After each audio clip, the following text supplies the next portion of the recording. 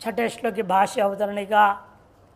तदेव पदम पुनर्विशिष्यते, वही परम पद विष्णु परमम पदम, जो परमम तद्धाम, उसी को और विशेषित कर स्पष्ट करते हैं, किसे ब्रह्मज्ञानी प्राप्त करता है। संक्रांति अवतरणिका। ननो ब्रह्म विष्णुवादि लोक प्राप्ता नाम इव निर्विशेष ब्रह्म भावन प्राप्तनोपि पुनरावृत्ति किम न स्यात्। पूर्व पक्षी का आशंका करना है, ब्रह्मलोक, विष्णुलोक, शिवलोक आदि लोकों को जो प्राप्त करता है वह लौटता है। उसी प्रकार से निर्विशेष ब्रह्म को जो प्राप्त करेगा वह भी तो लौटेगा। क्यों नहीं लौटेगा? किम पुनरावृत्ति न स्यात् इत्याशंकायाम। तब आशंका पर जवाब देते नहीं, श्रुति कहती है न स पुनरावर्तते न स पुनरावर्तते इति। दहरादि उपासनं कृतवत् क्रमेण मुक्तिं गच्छत सगुणोपासकस्यैव पुनरावृत्त्यभावश्रियते किमु वक्तव्यम्। उपाधि विलये साक्षात् निर्विशेषं परम ब्रह्म सच्चिदानंदघर्षं स्वात्मभावेन प्राप्तवतां ब्रह्मविदाम्। न स पुनरावर्तते न स पुनरावर्तते इति दहरादि उपासनं कृतवत्। दहर विद्या ये शुरू हुआ है छांदोग्य उपनिषद में, 8वें अध्याय का आरंभ में दहर विद्या। यह सगुण उपासना है, उसको करने वाला भी क्रम मुक्ति को प्राप्त करता है। क्रमेण मुक्ति गच्छत सगुणोपासक शिव पुनरावृत्य भाव। ऐसे सगुणोपासक को भी यहाँ से ब्रह्मलोक जाएगा, वहाँ जाकर वो मुक्त हो जाएगा, पुनः लौटेगा नहीं। जब इस प्रकार सगुणोपासक के बारे में कह दिया गया, उन निर्गुणोपासक के बारे में तो कहना ही क्या है। किम वक्तव्यम उपाधि विलय, उपाधि के विलय मात्र से विधेय मुक्ति को पाने वाला साक्षात निर्विशेष परम ब्रह्म सच्चिदानंद एक रसम। साक्षात जो निर्विशेष ब्रह्म है, पर ब्रह्म सच्चिदानंद एक घन है, ऐसे स्वात्म भावेन प्राप्त होता, जो अपने आत्मभाव से अनुभव कर लिया, ऐसा ब्रह्मवेत्ता उनकी पुनरावृत्ति नास्ति, उनकी पुनरावृत्ति नहीं होती है इति। इस विषय में तो कहना ही क्या है। इमम अर्थम बोधयितुम, इस अर्थ को बोध कराने के लिए, अर्थात ब्रह्मण सूर्याद्य अभास्यत्तम स्वयं ज्योतिष्टम तस्यैव निज स्वरूपत्तंच बोधयति। जब ब्रह्म कैसा है, सूर्य आदि के दृष्टि से आभास्य है, स्वयं ज्योतिष्ट रूप है, तस्यैव निज स्वरूपत्तम, वही इस जीव का निज स्वरूप है। और उस स्वरूप को जब प्राप्त कर लिया, वह सीधे इस शरीर का मरने की देरी है। तथा तावद्यविच्छिरम यावन्न विमुक्ष अथ संपत् से छांदोग्य उपनिषद में ही आया था। उतनी ही देरी है जब तक उपाधि नष्ट न हो जाए। जहाँ शरीर की उपाधि नष्ट हो जाए, वह साक्षात ब्रह्म में ही ब्रह्म स्वरूप ही हो जाता है, ब्रह्मित ब्रह्म ही हो गया। अतः उसकी पुनरावृत्ति का प्रश्न नहीं है। इसको समझाने के लिए ही वो क्यों ऐसा हो जाता है, क्योंकि वह सर्व आभासी है, क्योंकि तो सर्वभाषक वही है, और साथ साथ वह स्वयं ज्योतिष्ट रूप है। वो ये भी बात सिद्ध करने के लिए यह श्लोक आरंभ होता है। न तद्भासयते सूर्यो न शशांको न पावकः यद्गत्वा न निवर्तन्ते तद्धाम परमं मम। न तद्भासयते सूर्यो न शशांको न पावकः यद्गत्वा न निवर्तन्ते तद्धाम परमं मम। न तत् मन वह ब्रह्म सूर्य न भासते, उस ब्रह्म को सूर्य प्रकाशित नहीं करता। जब सूर्य ही नहीं कर सकता, तो सूर्य का प्रतिबिंब को लेकर के प्रकाश करने वाला चंद्रमा कहाँ से कर देगा? न शशांक को। और ये दोनों नित्य निरंतर ज्योतिर्मय पदार्थ जो चल रहे हैं सूर्यमंडल आकाश मंडल में, वे जब प्रकाशित नहीं कर सकते, आप अपने हाथ से जो जला करके तैयार किए हुए अग्नि है, वो आत्मा को कैसे प्रकाशित कर सकता? कदाचित भी नहीं हो सकता। न पावक। ऐसे वह तत् से जिसको कहा यत उसको करे, ऐसा जो वह था वह यह को गत्वा प्राप्त करके न निवर्तन्ते निवृत्त नहीं होते। ऐसा वह क्या है, वो तत् मम परमम धाम, वही मेरा निरतिशय स्वरूप होता धाम है, समझो। तद्धाम व्यवहितेन धामना संबंध, तद्धाम ऐसे तत् न तद्भासयते, तद्धाम न भासयते, ऐसे धाम शब्द के साथ प्रथम तत् को भी अन्वय करना है, व्यवहित संबंध होगा। धाम हमने तेज रूपम पदम, धाम से तात्पर्य क्या, ये नहीं यहाँ जब अखंड परम धाम ये धाम वो धाम लिखा रहता है, शांति धाम आश्रम है, उनका नाम है यहाँ नहीं, आनंद धाम है नहीं, आश्रम का नाम है आनंद धाम। ये धाम नहीं लेना, धाम क्या है यहाँ, तेजो रूपम, तेजोमय स्वरूप है वो, स्वयं ज्योति स्वरूप है। ऐसा जो पदम पद है, प्राप्यते पद्यते गम्यते प्राप्यते अनुभूयते इति पदम, जो अनुभूति का विषय है, साक्षात अनुभूति स्वरूप ही है। नित्योपलब्धि स्वरूपो हमात्मा कहा, इसीलिए नित्य उपलब्धि स्वरूप है, उपलब्धा भी नहीं है, उपलब्धव्य भी नहीं है, उपलब्धि रूपी क्रिया भी नहीं है, किंतु उपलब्धि स्वरूप ही है वो। अतएव वह न भासते सूर्य मन आदित्य सर्वाभासन शक्तिमत्वे सति, सारे संसार का उभासन करके शक्ति वाला होने पर भी वह सूर्य इस आत्मा को प्रकाशित नहीं कर सकता, बल्कि आत्म प्रकाश से इद्ध होकर दीप्त होकर दुनिया को प्रकाशित करता है सूर्य। येन तेजसा इद्दः सूर्यो तपति, ये क्या है, सूर्यस्तपति, येन तेजसा इद्धस्तु सूर्यस्तपति, जिस तेज से दीप्त हुआ होकर के सूर्य संसार को तपा रहा है, उसको स्वयं प्रकाशित कैसे कर देगा, अपने स्रोत को नहीं कर सकता। सर्वाभासन शक्तिमत्वे अपि, सर्वाभासन शक्ति वाला होते हुए वो उस धाम को प्रकाशित नहीं कर सकता। तथा न शशांक चंद्रो, शशांक मने किसको कहते हैं, चंद्रमा। शश खरगोश जैसा चिन्ह है जिस मंडल में, उस मंडल को कहते शशांक, चंद्रमंडल है। न पावको नाग्निरपि, पावक अर्थ क्या लेना, अग्नि, अग्नि भी नहीं।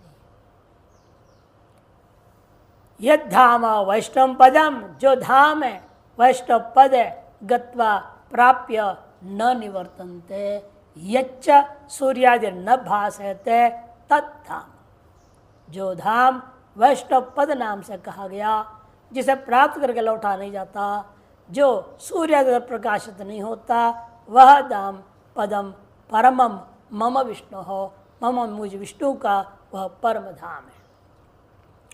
यहाँ भी षष्ठी प्रयोग हुआ, मम, मम षष्ठी प्रयोग हुआ है, इसका मतलब जो है वह संबंधी होगी वस्तु,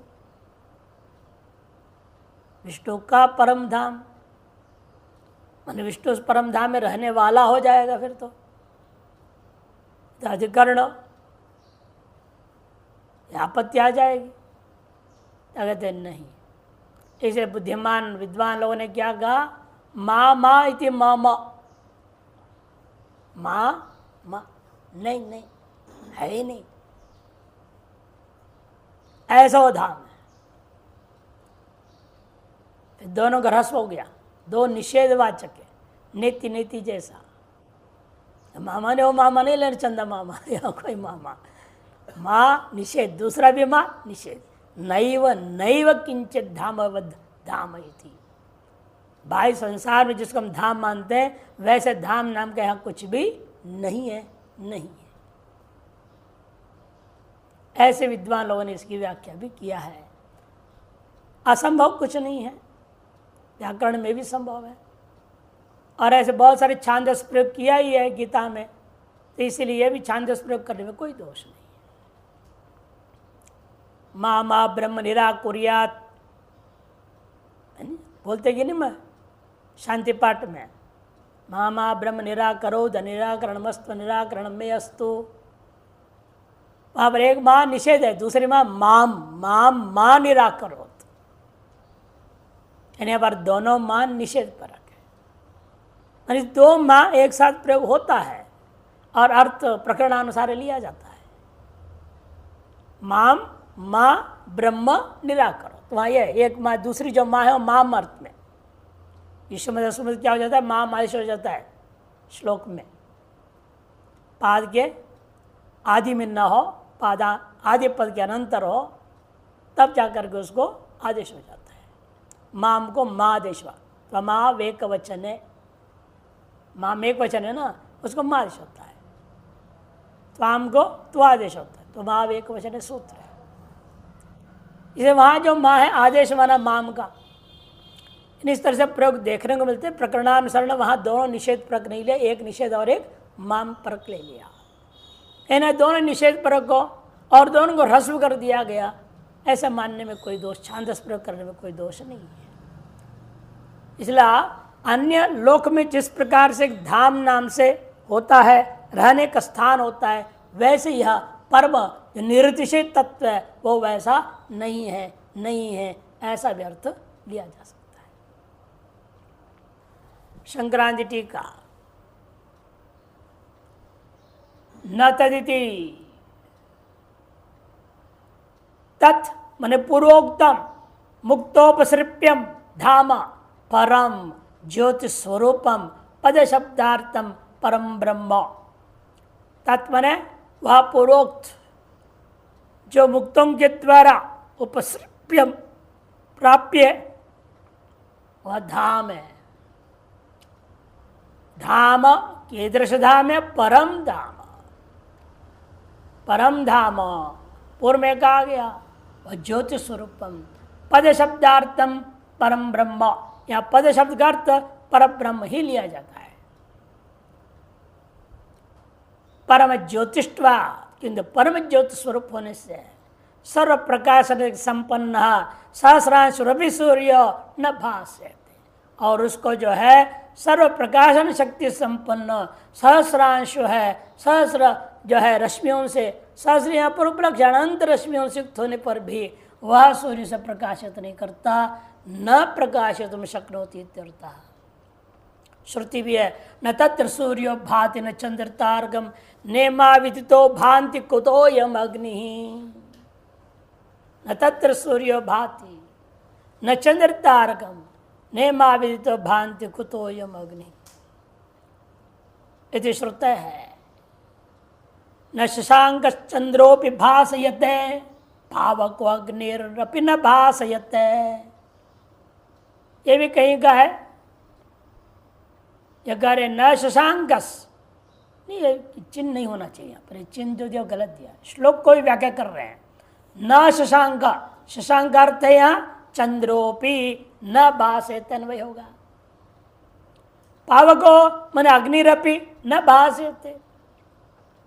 चक्षुरादिनाम मनसश्च ब्रह्म नोभासकत्वे इदम उपलक्षणम न चक्षुरादिनापि भाष्यम ब्रह्म इत्यर्थः। ये चक्षुरादि बाह्यकरण और मन अंतःकरण, इनके द्वारा भी वास्तव में वह ब्रह्म इनका ब्रह्म अवभाषक नहीं है। ये भी सब ब्रह्म के अवभाषक नहीं होते हैं। इस बात को समझाने के लिए ये जो तीन कहा वो उपलक्षण मात्र ही है। अतः न चक्षुरादिनों पे भाष्यम ब्रह्म इत्यर्थ। क्या प्रमाण है? न तत्र चक्षुर्गति न वाग्गचित न मनो के नोपनिषद। न चक्षुरा गृह्यते नापि वाचा नान्यर देवैहि इत्यादि च श्रुते है। ये भी श्रुति है। न चक्षु न वाणी न अन्य इंद्रियों के द्वारा विग्रहण नहीं होता। एतेन बहिर्भौतिकस्य भास्करादे चक्षुरादेश्च अंतर बुद्ध्यादेश्च अभाष्यत्वे। बहिर्भौतिक कौन है? सूर्य चंद्र अग्नि, ये बाह्य हो गया, और चक्षुरादि एवं बुद्धियादि आंतर हो गए। इनके द्वारा आभासी होता हुआ ब्रह्मणस्तु अभौतिकत्वम सूक्ष्मतमत्वम सर्वांतरत्वम अन्य अनवभाष्यत्वम सर्वप्रकाशकत्वम अदृश्यत्वम अजड़त्वम अप्रमेयत्वम, निरवयवत्वम, निष्क्रियत्वम, निर्विकारत्वम, नित्य शुद्धत्वंच सिद्धम, नित्य शुद्धत्वंच सिद्धम। इतनी बातें यहाँ सिद्ध कर दिया गया। एक तो सबसे पहले वह ब्रह्म कैसा है? अभौतिक है। इनके किसी के द्वारा भी आभास्य होने का मतलब है जो भी भाष्य संसार में वो भौतिक है। उनके भाषक भी भौतिक ही होते हैं। चक्षुरादि भी क्या है? भौतिक है। सूर्यादि भी भौतिक है। भौतिक के द्वारा भौतिक को भाष्य भाषक व्यवहार होता है। अरे नित्य भाषक जो ब्रह्म है, जिन सबको प्रकाशन करके सामर्थ्य दे रहा है, वह अभौतिक सिद्ध हो गया। और अति सूक्ष्मतमत्तम, वह अत्यंत सूक्ष्म है, यह भी सिद्ध हुआ। अतः चक्षुरादि मन के द्वारा जो आपके सूक्ष्म जो वासनाएं अंदर संस्कार है उसको प्रकाशन कर देता है, अनुमान से जान लेता है, लेकिन ब्रह्म को नहीं जान पाता है। इसका मतलब अत्यंत सूक्ष्म है, अति सूक्ष्मतमत्वम। और सर्वांतर है, सर्वाधिष्ठान है मालूम होता है। अच्छा, स्वाधिष्ठान को प्रकाशन नहीं करता। दीपक जहाँ रखते हो वह अपने तल भाग में रहने वाला जमीन को कभी प्रकाशन नहीं करता। इसलिए कहावत है, दीपक तले अंधेरा, वह अंधेरा होता है, उसे प्रकाशन नहीं करता। अंधेरे का तात्पर्य हो दीपक द्वारा अप्रकाश रह जाते स्वाधिष्ठान। उसी पर यहाँ पर भी इन सब का अधिष्ठान होने के नाते वो इनके द्वारा प्रकाश नहीं होता। अतएव सर्वांतरत्वम अनवभाष्यत्वम, अन्य अनवभाष्यत्वम, अन्यों की तरह अवभाष्य नहीं है।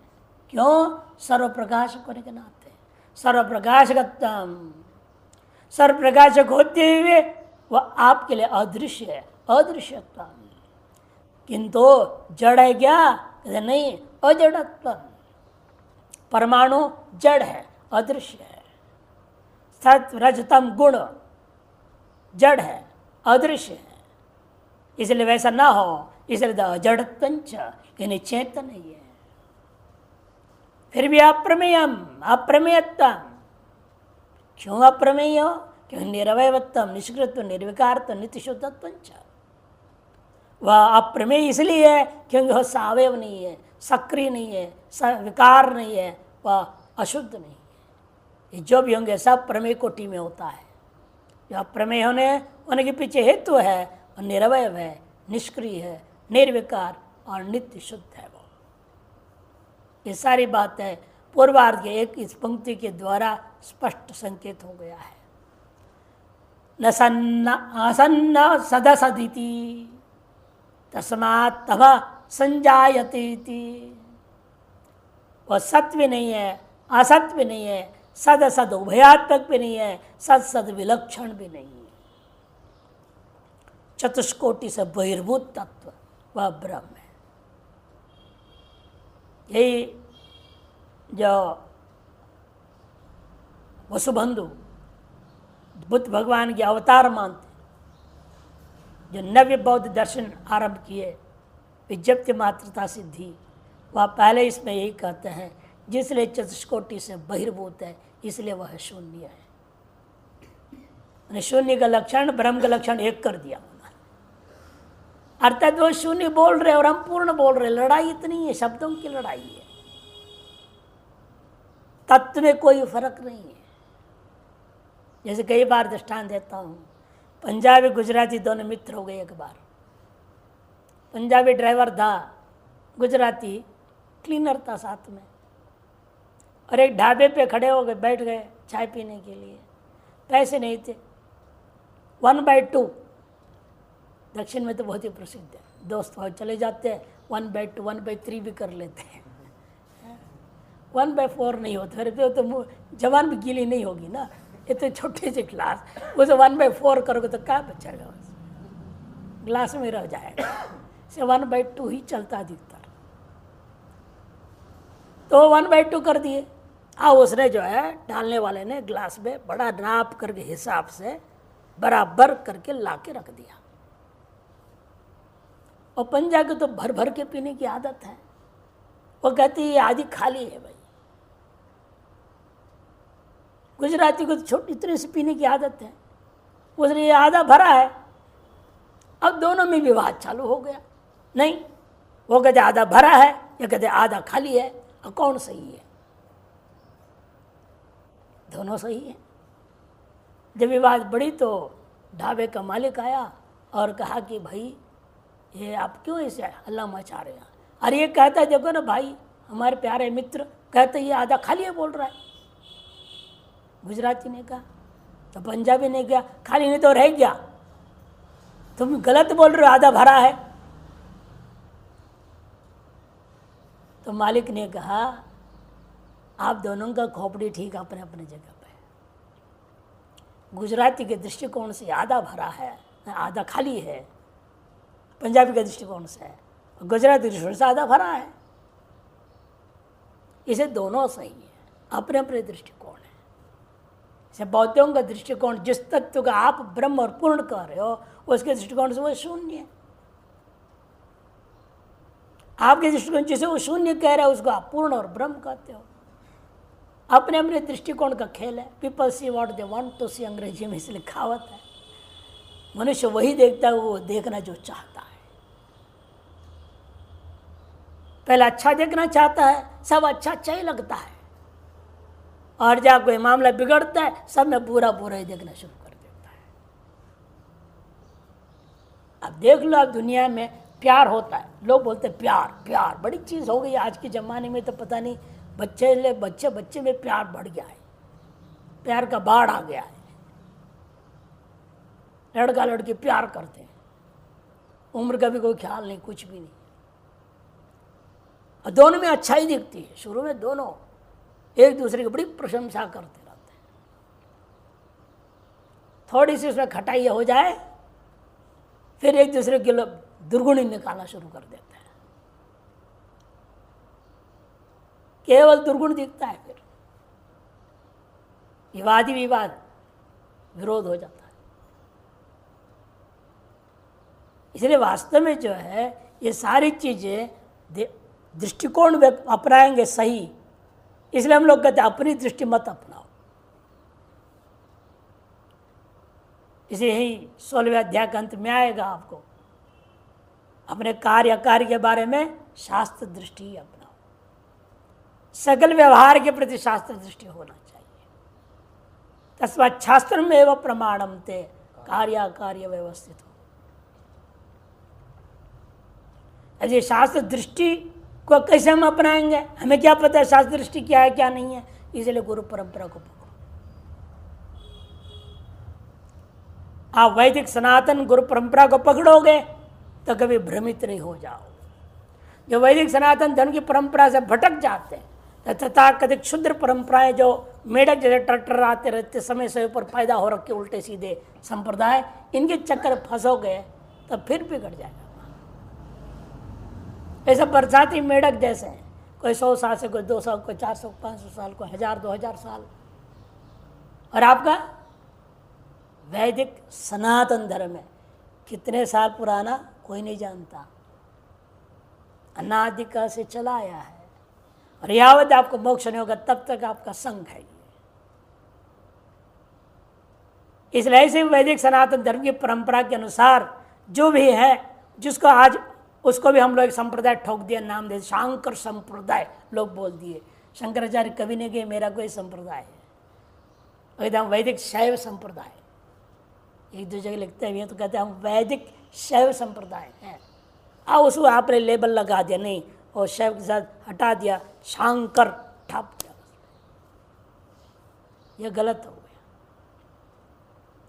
इसलिए कह दिया लोगों ने बाद में रामानु संप्रदाय, रामानुज अनेक संप्रदाय हुए, उन लोगों से अलग करने के लिए इनका नाम शांकर संप्रदाय रख दिया। इन वास्तव में ये वैदिक शैव संप्रदाय है और दूसरे वैदिक वैष्णव संप्रदाय, वैदिक शाक्त संप्रदाय, वैदिक सौर संप्रदाय और वैदिक गाणपत, 5 संप्रदाय होते हैं वैदिक। सब 5 अथर्व शीर्ष है। गणपति शीर्ष है, देवत्व शीर्ष है, विष्णु का भी है, शिव का भी है, सबका, सूर्य का भी है। पंचतर शीर्ष, पंच महिमन स्तोत्र, पंच सहस्र नाम, ये सब 5-5 बने हुए हैं, छपते भी हैं। 5 चौतर से एक साथ छपता है, गीता प्रेस ले लो। इसलिए ये सब चीज़ें वैदिक संप्रदाय के अनुसार परंपरा से हमें शास्त्रीय दृष्टि को अपनाना पड़ेगा। शास्त्रीय दृष्टि से पंक्तियों को घटाएंगे तो कहीं भी हम गलत नहीं होंगे। तब इस तरह का विवाद समाप्त हो जाता है कि शून्य है कि पूर्ण है इत्यादि। तस्मात् तम संजायत, उसी से अंधकार भी पैदा हुआ, ज्ञान भी केवल उसे प्रतीति मात्र है। उत्पत्ति में तात्पर्य हम लोगों के यहाँ वेदांत में स्पष्ट ही है, प्रतीति मात्र का नाम उत्पत्ति है। और यावत प्रतीति है तावत काल में उसकी स्थिति मानी जाएगी। भ्रम की निवृत्ति होते उसका प्रलय माना जाता है। हमारे सृष्टि स्थिति प्रलय प्रतीति के अलावा और कुछ नहीं है। जो चीज़ प्रतीत होने लगा, अब पृथ्वी थी, पृथ्वी के प्रतीत हो रही थी, अब घट में प्रतीत हो गया, अब हो घटो उत्पद्यते, घटो अस्ति। यावत प्रतीति हो रही है उसका, उसकी स्थिति काल मान लिया हमने घटो अस्ति, एक डंडा पड़ गया, घटो विनष्ट, माने अब घटोकार प्रतीति समाप्त हो गया।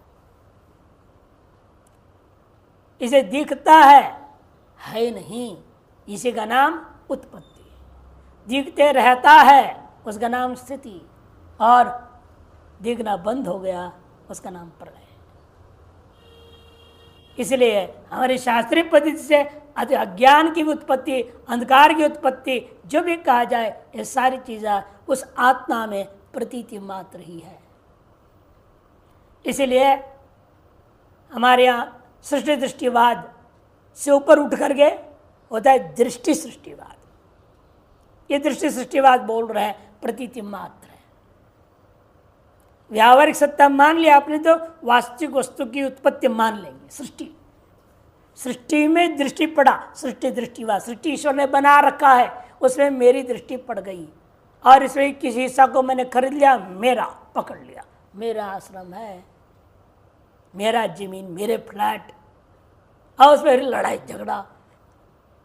लो भाई तमाशा देखते रहो। ईश्वरीय सृष्टि में आपने ममत्व कर लिया, इसका नाम सृष्टि दृष्टिवाद है। और ईश्वर सृष्टि नाम की चीज है ही नहीं, मैं देख रहा हूं, मेरे लिए सब है, नहीं तो कुछ नहीं है। मैं सो गया तो मेरे लिए क्या था, कहाँ से ये भी पता नहीं रहता सोने के बाद। जब जगते हैं पता लगता हम कहाँ जग गए। अधिकतर जहाँ सोए वही जग जाते, इसलिए भ्रांति नहीं होती, नहीं तो भ्रम भी हो जाएगा। अरे वहाँ सोए तो यहाँ कैसे जग गया मैं, कहीं सोया कहीं जग जाए। हाँ, यदि आप सोए से बेहोश पड़ जा रहेंगे तो सवेरे उठा के अस्पताल ले जाएंगे लोग, वहाँ जगोगे। और भी श्रुतियाँ प्रमाण दे रहे, सूक्ष्म सूक्ष्मतरम इति, सूक्ष्म से भी सूक्ष्मतर से भी सूक्ष्मतम आत्मा है। एष आत्मा सर्वांतर, जितने उन्होंने बात का सबके लिए श्रुति दे रहे हैं। क्या क्या कहा था इन्होंने,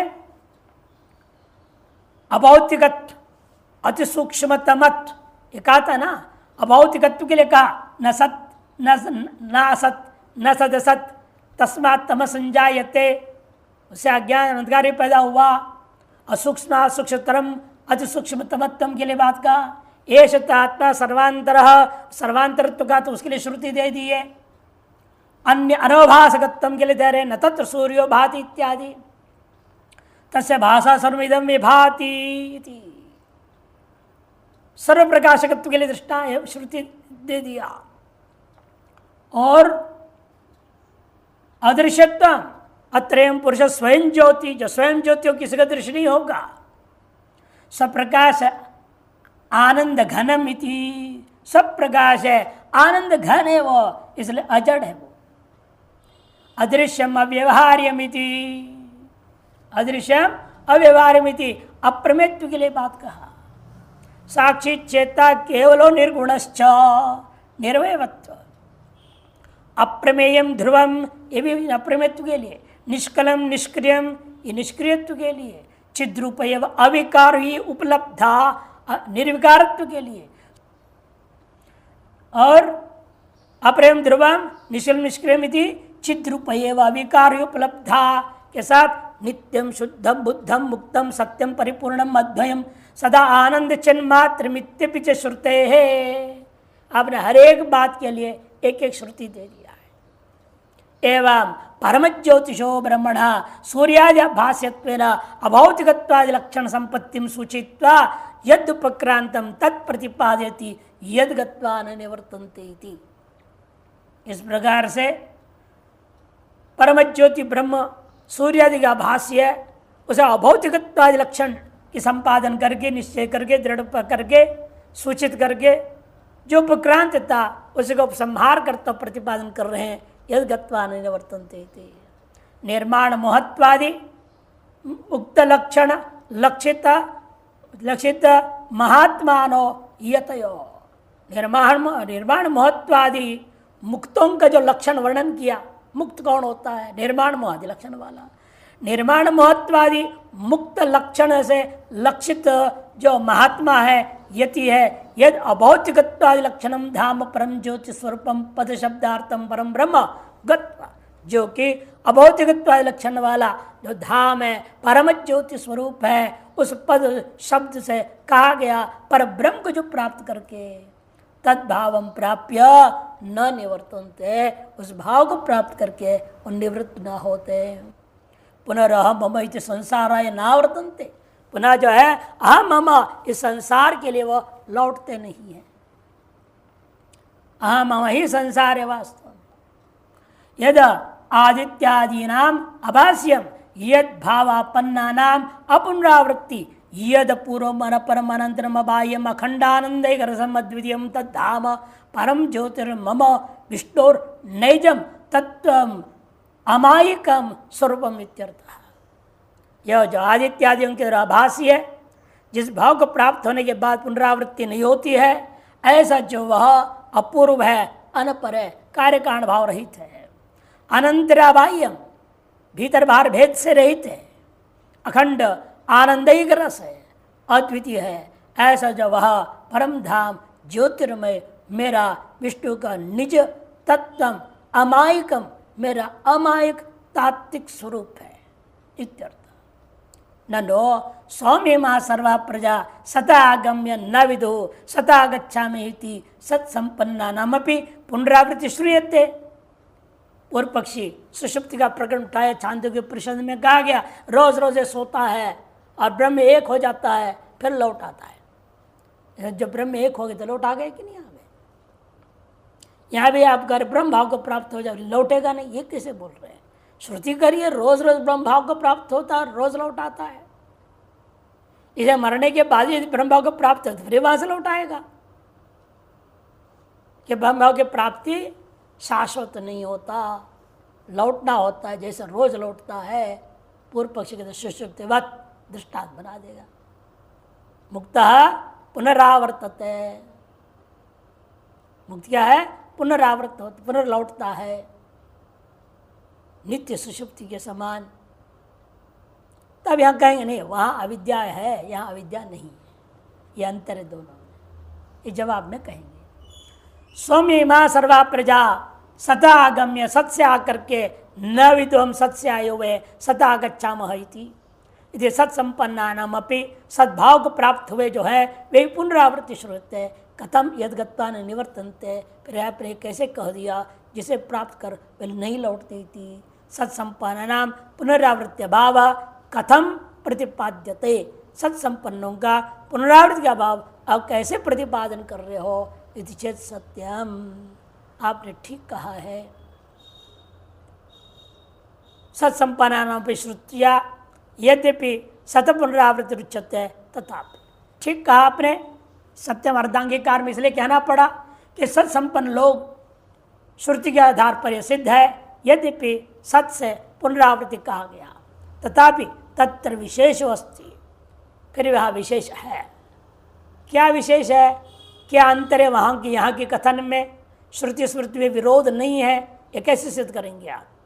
वहाँ श्रुति का कथन में क्या तात्पर्य है, यहाँ के कथन में क्या तात्पर्य है, इसमें विशेष है अंतर। सुनो, स उच्चते है, वही विशेष को बताते सुनिए। प्रयत्तो वांग मनस संपदे मन प्राणे प्राणस्तेषि तेज परस्याम देवतामिति विद्वद अविदुषोर उभयोरपि। वहाँ पर आप प्रकरण में देखेंगे विद्वान की भी और अविद्वान की भी परम ज्योति रूप संपद्यते, यहाँ तक के बराबर कथन है। प्रक्रिया है स्वरूप में विलय होने का, दोनों में बराबर है, चाहे विद्वान हो चाहे विद्वान हो, दोनों के सुषुप्ति में, एक के सुषुप्ति में अविद्वान की सुषुप्ति और विद्वान की मुक्ति में जो प्रक्रिया है विलय का वो बराबर है। वही वहाँ बताया गया कि कहा है स्पष्ट ही कि भाई जो है प्रयता मैंने मरता हुआ व्यक्ति का वाणी मन में लीन होता है, मन प्राण में, प्राण तेज में, वह तेज पर देवता में। इति विद्वान के लिए जो कहा, और सुषुप्ति काल में यही कहा था विद्वान के लिए, विद्वत अविदुषोरपि, दोनों के लिए बराबर सत्संपत्तो समानायाम अपि, समान होने पर भी अविद्या का संसार बीज विशिष्ट तू होना चाहिए, विशिष्ट तू अविद्वान वह होना चाहिए या नहीं, विशिष्टा अविद्वान। अविद्वान जो है अविद्या कामय संसार के बीच से विशिष्ट होकर के परम ज्योति में गया था।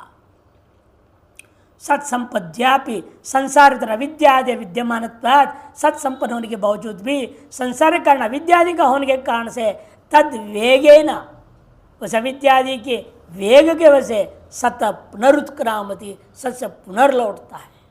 तथा च श्रुति तेनैष आत्मा निष्क्रामति चक्षुषो वा मूर्धनो वा अन्येभ्यो वा शरदेशेभ्य तम उत्क्रामंतम प्राणोनुत्क्रामति प्राणमनुत्क्रामंतम सर्वे प्राणोत्क्रामंति।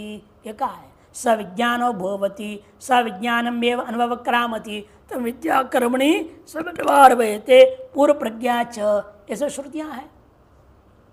पुनरावृत्ति का, पुनर्जन्म का कारण स्पष्ट कर दिया कि उसकी जो आत्मा ऐसा आत्मा तेन निष्क्रामति, उसके साथ गया है।